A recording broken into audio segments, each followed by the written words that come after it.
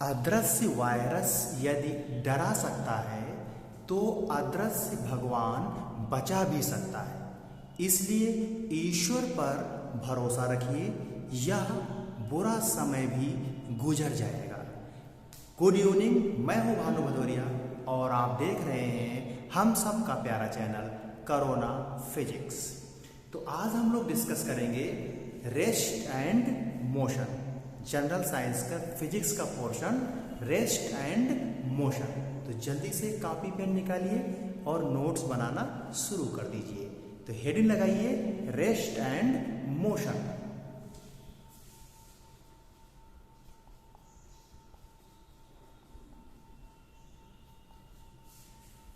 तो आपसे पूछा जाए कि स्टेट ऑफ रेस्ट क्या है या विराम की अवस्था किसे कहेंगे, या स्टेट ऑफ मोशन से आप क्या समझते हैं, गति की अवस्था से आप क्या समझते हैं, तो क्या होगा, चाहे तो नोट कर सकते हैं या बोर्ड से देख के स्क्रीनशॉट ले सकते हैं।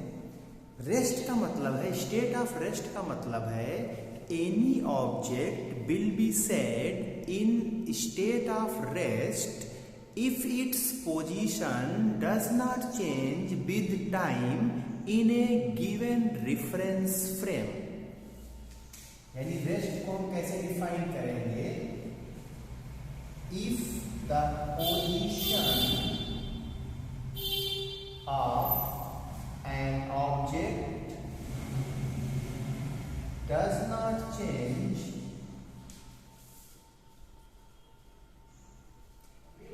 with time in a reference frame, it is said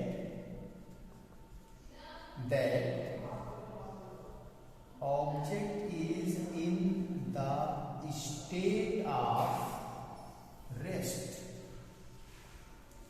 यानी यदि किसी निर्देश तल में वस्तु की स्थिति में समय के साथ परिवर्तन ना हो रहा हो तो हम कहेंगे कि वह वस्तु विराम की अवस्था में है।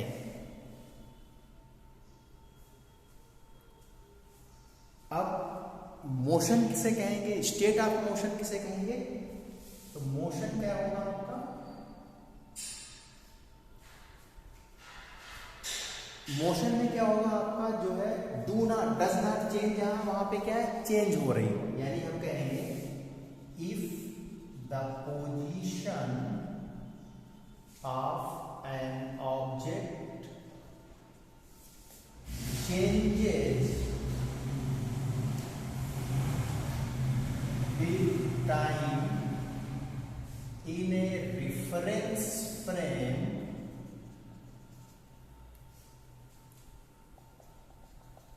it is said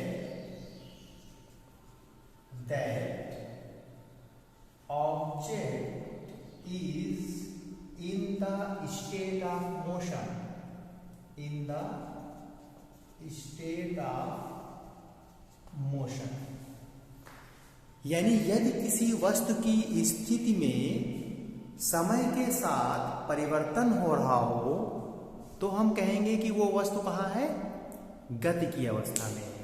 यानी यदि किसी निर्देश तल में वस्तु की स्थिति में समय के साथ परिवर्तन हो रहा हो तो हम कहेंगे कि वह वस्तु गति की अवस्था में है। नोट कर लीजिए या स्क्रीनशॉट ले लीजिए। अब देखो यहाँ पे एक टर्म आया है रेफरेंस फ्रेम। तो रेफरेंस फ्रेम क्या होता है, या इसको निर्देश तल बोलते हैं। तो रेफरेंस फ्रेम क्या होता है, नोट कर लीजिएगा।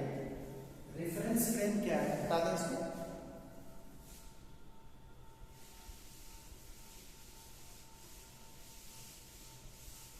रेफरेंस फ्रेम निर्देश तल।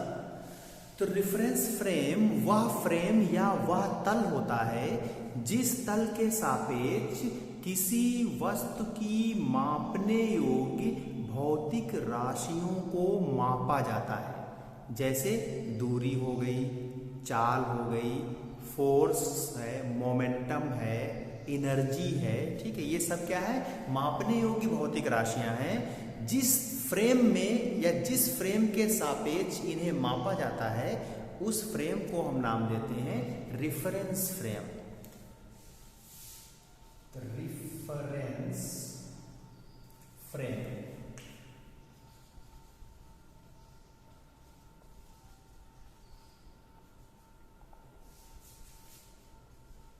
That frame with respect to which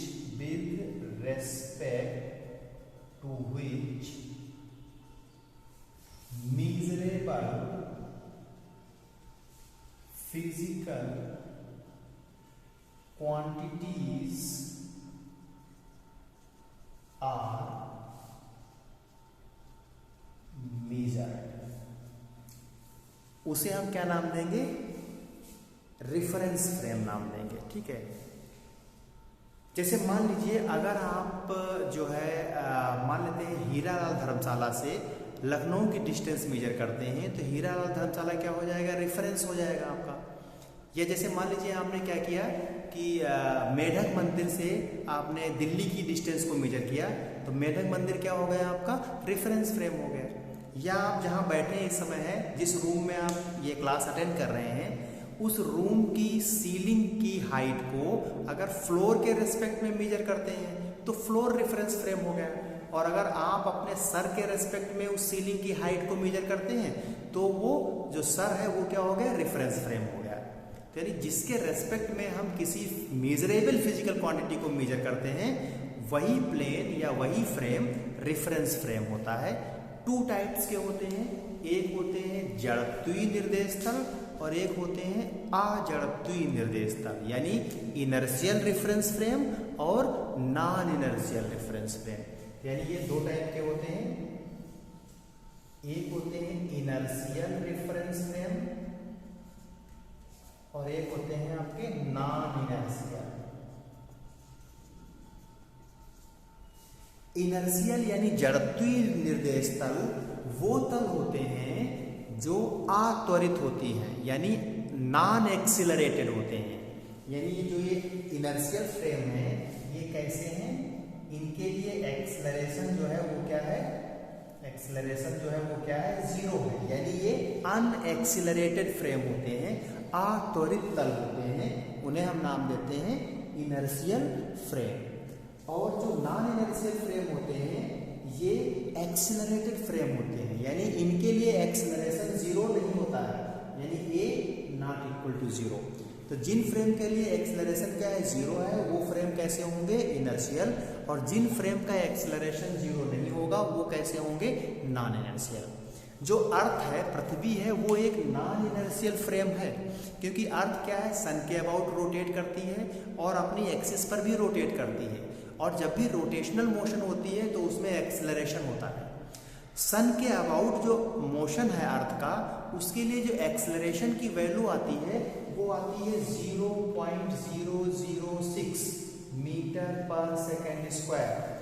और ये वैल्यू बहुत कम होती है, 000 होता है, ये वैल्यू बहुत कम होती है, इसलिए इसको नेग्लेक्ट कर देते हैं और अर्थ को ट्रीट किया जाता है, माना जाता है इनर्शियल फ्रेम की तरह या जड़त्वीय तल की तरह। ठीक है, होता कैसा अर्थ है? अजड़त्वीय तल या नॉन इनर्शियल फ्रेम। माना कैसा जाता है? Inertial frame. क्यों? क्योंकि एक्सेलरेशन जो है वो बहुत कम होता है, इसलिए नेग्लेक्ट कर दिया जाता है। ठीक है, अब देखिए जो न्यूटन्स लॉज होते हैं वो इनर्शियल फ्रेम में जिस फॉर्म में न्यूटन ने दिया था उसी फॉर्म में यूज होते हैं। यानी न्यूटन्स जो लॉज ऑफ मोशन है वो अपने फंडामेंटल फॉर्म में, जिस फॉर्म में न्यूटन ने बताया था उसी फॉर्म में इनिशियल फ्रेम में यूज होते हैं। लेकिन नॉन इनर्शियल फ्रेम में अगर हमें न्यूटन्स लॉ यूज करना होता है तो उनमें कुछ करेक्शन करना पड़ता है। यानी डायरेक्टली जो फंडामेंटल फॉर्म होता है न्यूटन्स लॉ का वो डायरेक्टली हम यूज नहीं कर पाते हैं नॉन इनर्शियल फ्रेम में। ठीक है, नोट कर लीजिए ये बातें, नोट कर लीजिए। अब देखो एक सुना होगा आपने या नहीं भी सुना तो आप सुन लीजिए, डिस्टेंस और डिस्प्लेसमेंट क्या होता है। ठीक है, डिस्टेंस और डिस्प्लेसमेंट, हटा दें इसको।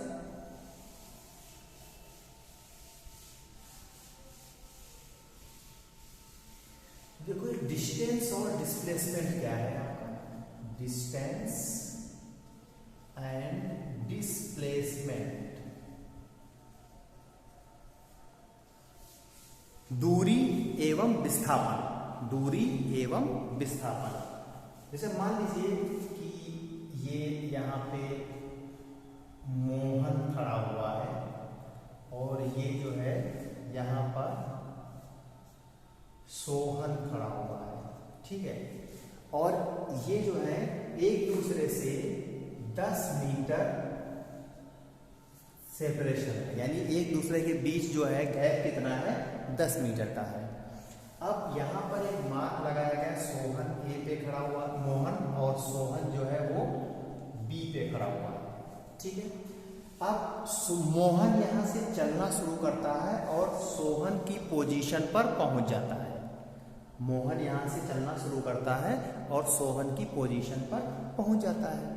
आपसे पूछा जाता है कि मोहन की कितना डिस्टेंस चला और मोहन के लिए डिस्प्लेसमेंट कितना हुआ, यानी मोहन जब सोहन तक पहुंच गया तो कितनी डिस्टेंस कवर की और कितना डिस्प्लेसमेंट हुआ। तो जब ये ए से बी तक गया, कौन, मोहन, तो जो डिस्टेंस हुई वो कितनी है, 10 मीटर, और जो डिस्प्लेसमेंट हुआ, डिस्प्लेसमेंट वो भी कितना है, 10 मीटर। अब आपसे ये पूछ लिया जाए कि जो ये मोहन है ये सोहन तक गया और वापस अपनी पोजीशन पर आ गया, मतलब ए से गया था सोहन तक यानी बी तक और वापस क्या है, ए पर आ गया। अब बताओ डिस्टेंस क्या है और डिस्प्लेसमेंट क्या है। तो अगर आपका ए से बी तक गया और बी से फिर ए आ गया, कौन, मोहन, तो अब आपका इस केस में डिस्टेंस कितनी हो जाएगी, इस केस में डिस्टेंस हो गई 20 मीटर और जो डिस्प्लेसमेंट है, डिस्प्लेसमेंट हो गया 0, डिस्प्लेसमेंट होगा 0। अब देखो डिस्टेंस और डिस्प्लेसमेंट की डेफिनेशन यहां से समझो। डिस्टेंस क्या होती है, total path length traversed by the object या बाय द पर्सन, जो भी है, यानी कुल पथ की लंबाई जो होती है उसे हम कहते हैं डिस्टेंस। और डिस्प्लेसमेंट क्या होता है, shortest distance between initial and final position, यानी प्रारंभिक और अंतिम बिंदुओं के बीच की जो न्यूनतम दूरी होती है उसे हम कहते हैं विस्थापन। तो पहले केस में देखो ये स्ट्रेट लेंथ है और स्ट्रेट लाइन क्या होती है, किन्हीं दो पॉइंट के बीच की मिनिमम दूरी क्या होती है, स्ट्रेट लाइन से रिप्रेजेंट होती है। तो क्या ए और बी या मोहन और सोहन के बीच की जो मिनिमम दूरी है वो कितनी है, 10 मीटर है, और जो पाथ ट्रेवर्स होता है टोटल वो भी 10 मीटर है, यानी डिस्टेंस भी 10 मीटर है और डिस्प्लेसमेंट भी 10 मीटर है जब मोहन ए से सोहन बी तक पहुंचता है। और जब देखो मोहन ए से चलकर सोहन से होते हुए फिर अपनी पोजीशन पर आ जाता है तो टोटल पाथ ट्रेवल किया गया कितना, 10 जाने में और 10 मीटर आने में, टोटल पाथ कितना ट्रेवल किया गया, 20 मीटर। तो डिस्टेंस क्या होता है, कुल पथ की लंबाई जो होती है वो डिस्टेंस, यानी टोटल पाथ लेंथ ट्रेवर्स्ड, वो हो गई डिस्टेंस।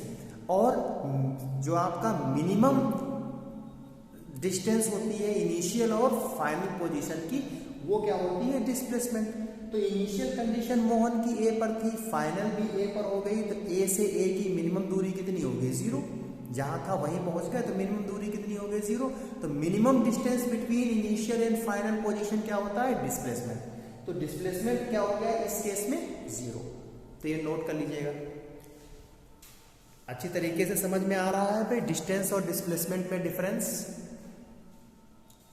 ठीक है, फंडा याद रखिएगा, ठीक है। अब जैसे इसको हटा दें, अब एक हम सर्किल बना रहे हैं, मान लिया कि सर्किल हमारे पास है, अब ये हमारे पास एक सर्किल है और इस सर्किल की जो रेडियस है ये सेंटर हो गया, और रेडियस हमने कहा एल रेडियस है इसकी, सर्किल की रेडियस हमने ले ली एल। अब कहा यहां पर एम पॉइंट है और ये एन पॉइंट है। अब क्या हुआ, कोई पर्सन एम से चला और एम पर पहुंच गया, यानी एम से चलकर एम तक पहुंच गया। आपसे पूछा जाए कि डिस्टेंस कितनी हुई और डिस्प्लेसमेंट कितना हुआ। तो अगर एम से चलकर एम तक पहुंच गया है तो डिस्टेंस आपको बतानी है और डिस्प्लेसमेंट बताना है। डिस्टेंस यानी दूरी, डिस्प्लेसमेंट यानी विस्थापन। तो दूरी कितनी होगी, देखो m से चलेंगे तो ये टोटल पाथ लेंथ कितनी ट्रेवल हुई, जो ये सर्किल है इस सर्किल की परिधि के बराबर टोटल पाथ लेंथ ट्रेवल हुई। और टोटल पाथ लेंथ जो ट्रेवल होती है वही क्या कहलाता है, आपका डिस्टेंस कहलाता है या दूरी कहलाता है। तो किसी भी वृत्त की जो परिधि होती है वो होती है 2 पाई इंटू रेडियस। तो रेडियस यहाँ कितनी है, एल है, तो टोटल पाथ लेंथ कितनी हो जाएगी 2 पाई एल, यानी टोटल डिस्टेंस कितनी होगी 2 pi L.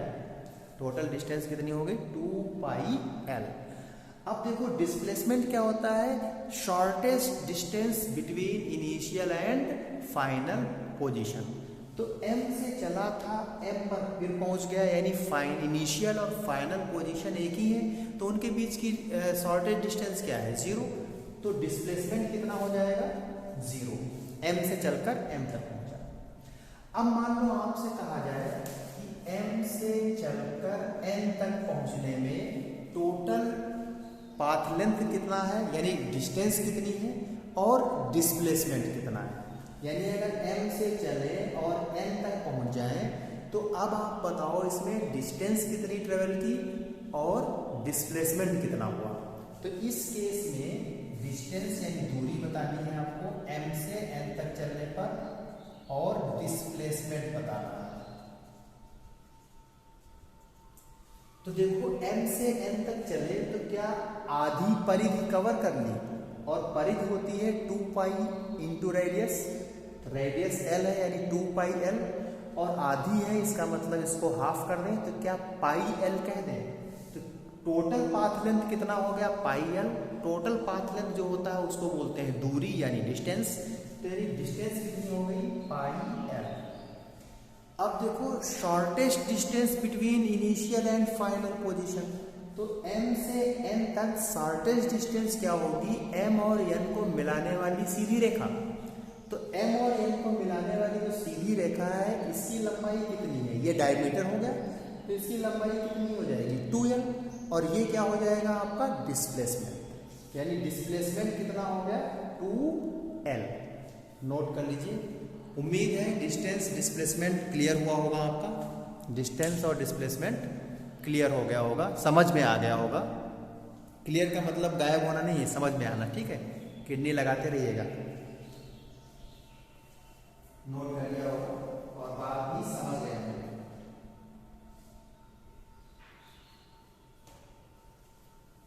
Displacement is the shortest distance between initial and final position, ठीक है।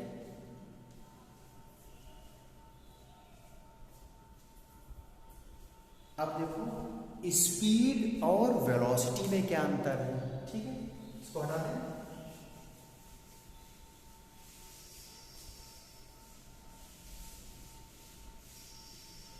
स्पीड और वेलोसिटी,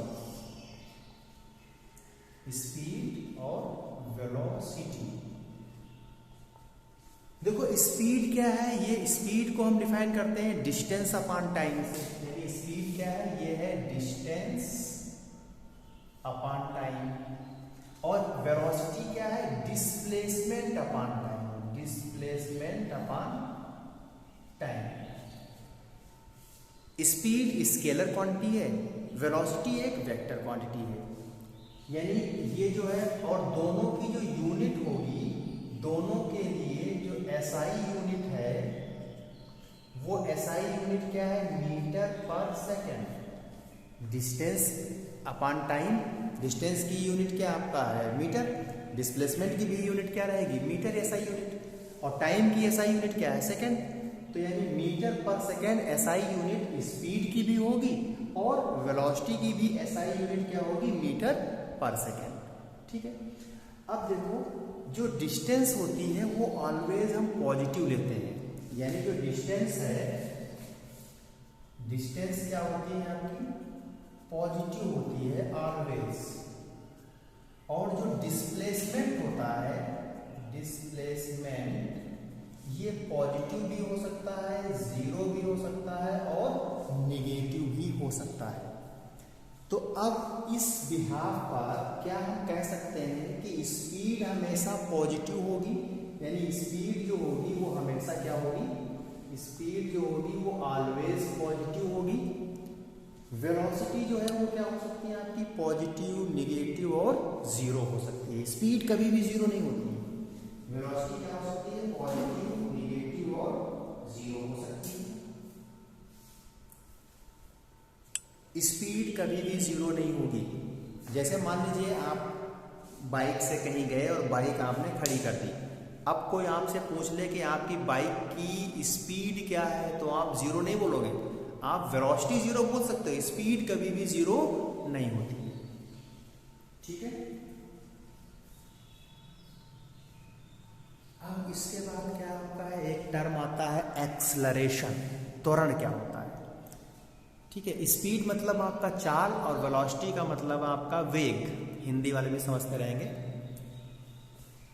अब देखो आपका क्या है, एक्सलरेशन क्या है आपका, त्वरण क्या है, वो समझ लीजिएगा, एक राज की बात समझ लीजिएगा, बाकी तो पढ़ते रहते हैं आप हर जगह। एक्सलरेशन क्या है आपका, त्वरण। ठीक है, त्वरण क्या है आपका, वेग परिवर्तन की समय दर ही क्या है, त्वरण है। यानी पर यूनिट टाइम जो वेलोसिटी में चेंज होता है उसे ही हम क्या कहते हैं, एक्सलरेशन कहते हैं। और एक्सलरेशन को ए से डिनोट करते हैं, और ये क्या होता है, dv/dt। यानी वेग में समय के साथ परिवर्तन जो होता है, या समय परिवर्तन, वेग परिवर्तन की समय दर ही क्या होती है, एक्सलरेशन होता है, त्वरण होता है। और त्वरण ये बताता है, यहाँ से देखो dt ये क्या हो गया, टाइम, dv क्या है, वेलोसिटी। dt क्या है, चेंज इन टाइम, dv क्या है, change in velocity. Change in velocity upon change in time क्या हो गया, एक्सलरेशन हो गया। या हम कह दें कि यूनिट टाइम में, जैसे हमने कहा कि dt टाइम में वेलोसिटी में चेंज dv है, तो यूनिट टाइम में वेलोसिटी में चेंज कितना हो जाएगा, dv/dt। तो यूनिट टाइम में जो वेलोसिटी में चेंज है उसे हम क्या नाम देते हैं, एक्सलरेशन कहते हैं, त्वरण कहते हैं, ए से डिनोट करते हैं। और त्वरण एक सदिश राशि होती है, यानी वेक्टर क्वांटिटी। ठीक है, देखो वेलोसिटी क्या है, पॉजिटिव, निगेटिव और जीरो हो सकती है। तो जो एक्सलरेशन है ये भी क्या है, पॉजिटिव, जीरो और निगेटिव हो सकता है। एक्सलरेशन भी क्या है, पॉजिटिव, जीरो और निगेटिव हो सकता है, क्योंकि वेलोसिटी पॉजिटिव, जीरो और निगेटिव हो सकती है। अब देखो जो पॉजिटिव वैल्यू होती है उसे हम एक्सेलरेशन बोलते हैं, और जो निगेटिव वैल्यू होती है उसे बोला जाता है रिटार्डेशन, मंदन। त्वरण जो पॉजिटिव वैल्यू है उसे हम बोलते हैं त्वरण या एक्सेलरेशन, और निगेटिव वैल्यू का मतलब हो गया मंदन, उसको एक नया नाम दिया जाता है मंदन या रिटार्डेशन। ठीक है, जैसे आप बाइक से जा रहे हैं, जब आप ब्रेक लगा रहे हैं तो ब्रेक लगाते हैं तो एक्सेलरेशन घटता, निगेटिव होता है, तो स्पीड आपकी क्या हो रही है, कम हो रही है, मंद हो रही है, यानी मंदन का मतलब है निगेटिव एक्सेलरेशन। और जब आप एक्सेलरेटर खींचते हैं तो क्या आपका एक्सेलरेशन बढ़ता है, स्पीड बढ़ती है, एक्सेलरेशन बढ़ेगा, यानी पॉजिटिव होगा। तो पॉजिटिव है तो उसे एक्सेलरेशन, निगेटिव है तो उसे रिटार्डेशन बोलते हैं। ठीक है, नोट कर लीजिएगा। अब देखिए एक राज की बात यहां से नोट कर लीजिए। डिफाइन अभी हम लोगों ने क्या किया है कि पर यूनिट टाइम जो वेलोसिटी में चेंज है उसी को हम क्या कहते हैं, एक्सेलरेशन कहते हैं। अब जैसे मान लीजिए किसी ऑब्जेक्ट का एक्सेलरेशन 5 मीटर पर सेकेंड हो, यानी 1 सेकेंड में उसकी वेलोसिटी में चेंज कितना हो रहा है, 5। इसका जो यूनिट होती है सेकंड स्क्वायर, इसकी यूनिट क्या होगी? वेलोसिटी की यूनिट है मीटर पर सेकंड और टाइम की यूनिट सेकंड, यानी मीटर पर सेकंड स्क्वायर। एक्सेलरेशन की एसआई यूनिट क्या हो जाएगी? मीटर पर सेकंड स्क्वायर। तो अगर आपको किसी ऑब्जेक्ट का एक्सेलरेशन दिया हुआ है 5 मीटर पर सेकंड स्क्वायर, तो क्या इसको हम ऐसे लिखते हैं 5 मीटर पर सेकंड अपॉन सेकंड, यानी 1 सेकंड में वेलोसिटी में कितना चेंज हो जाता है? 5 मीटर पर सेकंड का। और आपसे पूछ लिया जाए कि एक्सेलरेशन 5 मीटर पर सेकंड स्क्वायर दिया है, 10 सेकंड के बाद उसकी वेलोसिटी क्या होगी? 10 सेकंड के बाद वेलोसिटी क्या होगी? तो देखो 1 सेकंड में वेलोसिटी में चेंज 5 का होता है, तो 2 सेकंड में वेलोसिटी कितनी हो जाएगी? 10 हो जाएगी, 5 से और चेंज हो जाएगी। 3 सेकंड में 5 से और चेंज हो जाएगी, 15 हो जाएगी। तो 10 सेकंड में कितनी हो जाएगी? कैलकुलेट कर सकते हैं। यानी अगर मान लीजिए आपका किसी ऑब्जेक्ट का एक्सेलरेशन दिया है, तो इसका मतलब होगा 1 सेकंड में एक्सेलरेशन का जो मैग्नीट्यूड दिया है उतने अमाउंट से वेलोसिटी चेंज हो जाती है। अब 3 सेकंड में वेलोसिटी चेंज करना हो, वेलोसिटी कितनी हो जाएगी पूछ ले, तो जो एक्सेलरेशन का मैग्नीट्यूड दिया है उसके 3 टाइम्स हो जाएगी। पर सेकेंड चेंज इन वेलोसिटी ही क्या होता है? एक्सेलरेशन होता है। ये फिजिकल मीनिंग आप समझ लीजिए। जैसे 5 मीटर पर सेकेंड स्क्वायर एक्सेलरेशन दिया है और आपसे पूछ ले कि 3 सेकेंड बाद उसकी वेलोसिटी कितनी होगी, तो 3 सेकेंड बाद वेलोसिटी कितनी हो जाएगी? 15 मीटर पर सेकेंड। ठीक है, याद रखिएगा ये बात। तो आज इतना ही डिस्कस करते हैं, मिलते हैं नेक्स्ट क्लास में। Good night.